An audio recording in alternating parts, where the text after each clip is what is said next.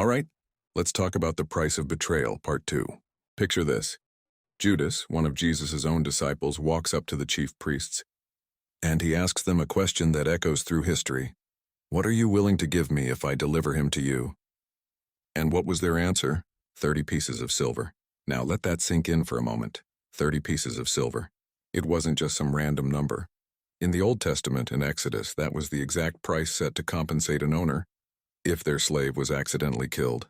So the one who came to set humanity free, heaven's greatest, most priceless gift, was sold for the price of a dead slave. It's a gut punch, right?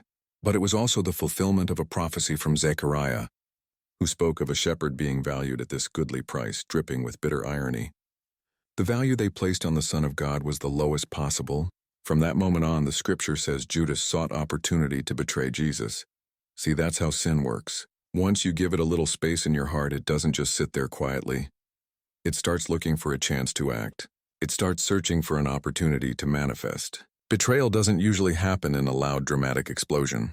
It grows quietly in the dark, feeding on our hidden resentments, our greed, our secret desires. For Judas, his love of money was the crack that let the darkness in, turning a dark thought into a devastating action. And this is where the lesson gets really personal and, honestly, a little uncomfortable. It shows us that it is entirely possible to walk right next to Jesus, to look like a follower, to say all the right things, while your heart is actually drifting miles away.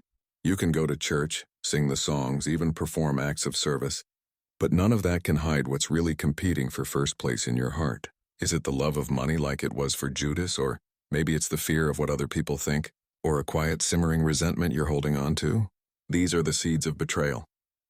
And that question that was posed to Judas, what will you give me? It's a question we all face every single day. The world constantly dangles its own 30 pieces of silver in front of us. Fame, comfort, wealth, power.